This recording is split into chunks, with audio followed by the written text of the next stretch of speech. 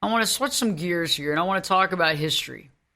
I feel that there's a lot of cool things in history that we want to learn about. And right now, I want to talk about people that are helping other people and getting people out of a sling, saving people's lives, heroes, good stuff.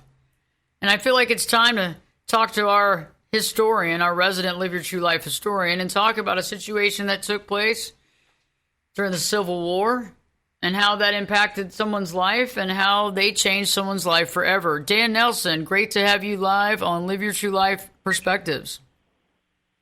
Glad to be here, Ashley. How's your day going? Doing good, doing good. It's a nice day. Went on a bike ride today, had a good time. Nice. Getting exercise, very valuable. Dan put his exercise and well-being first. I love that. So tell us more about our hero story today, Dan, because I think this is pretty powerful. Yeah, today we're going to talk about a part of the Civil War. A lot of people may not have realized, but you had these border states, and some slave states stayed in the Union, some border states joined the Confederacy, and Tennessee was one of those states that joined the Confederacy, but Eastern Tennessee didn't have a lot of slaveholders, and you had a lot of Union sympathizers, even though their state had joined the Confederacy. So they came up with a plan to use these Union sympathizers, and the plan was actually authorized for President Abraham Lincoln to have them go burn bridges in East Tennessee, railroad bridges, to slow down the Confederacy's ability to move troops and ammunition from the Eastern Tennessee area through the Eastern Tennessee area, maybe from Atlanta to Nashville or something like that. So they identified 9 bridges, and the sympathizers destroyed 5 of those bridges. And the idea was the Union Army would then jump in and take over East Tennessee, but they didn't do that. They held off for a while. But destroying these bridges didn't turn out to be that big a deal. They were quickly rebuilt by the Confederate authorities. But it did shift the way that the Confederacy looked at these sympathizers. And so they actually placed parts of the area under martial law. They rounded up a bunch of these Unionists and jailed them. They took several suspected bridge burners, and they tried them, convicted them, and sentenced them to death. And that brought more pressure on Lincoln to sort of send troops into East Tennessee, divert them from elsewhere, to keep these Confederates from treating these Union sympathizers so poorly. So one of our client's ancestors was a Mr. Harris himself, and he was an Eastern Tennessee bridge burner. And it was December 27th, 1861. He had been captured. He was ready to be executed at 4 o'clock that day. They'd already executed Alexander Hahn. There were 2 other Unionists that had been hanged at Knoxville, Jacob Harmon and his son Thomas, and they were executed already on December 17th.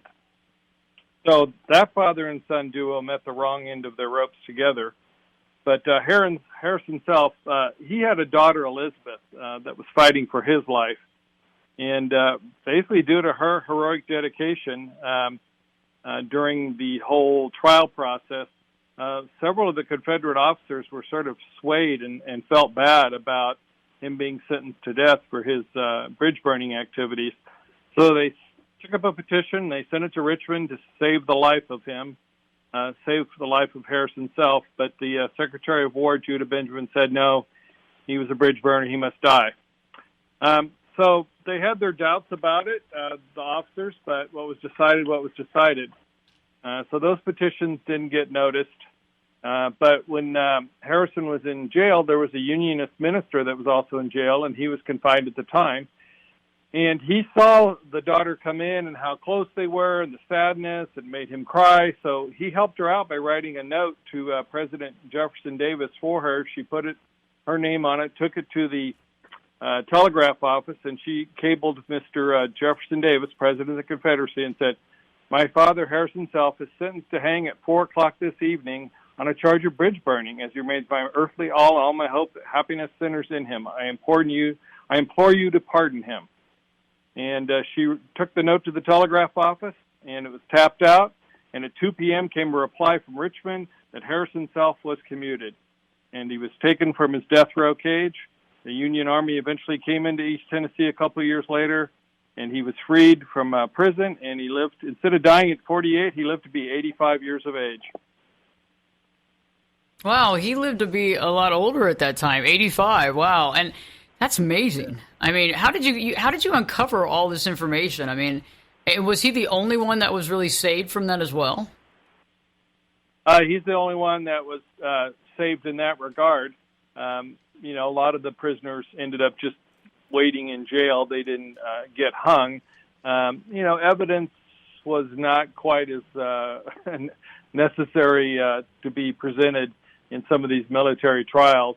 So sometimes it was just whether you caught, the wave right in terms of what was going on in terms of military activity in that area. I found it because the Self family was one of my clients' ancestors, and came across Harrison and his daughter Elizabeth's story.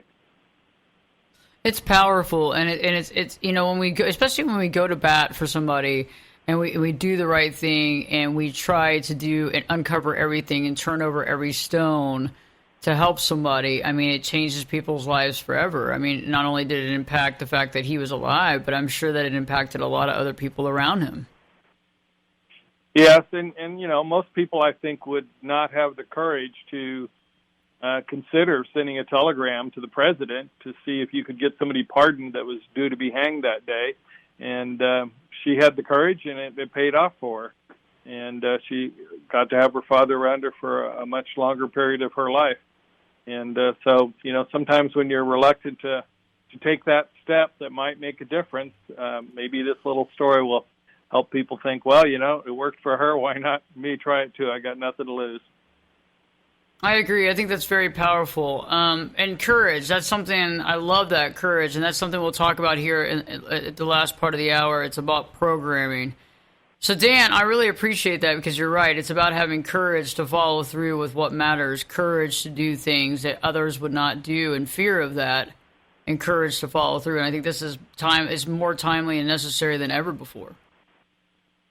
Yep, I agree. It's right now, courage is in short supply amongst all of us. And so reaching back deep within us to pull some of that forward is important. Powerful stuff, Dan. I can't wait to see you next week, and I thank you for this heroic story, and something that can impact us and something that we can think about in our day-to-day life, and really carrying through that and finding the courage within our own life to do the right thing. Thank you, Ashley. I look forward to next week as well.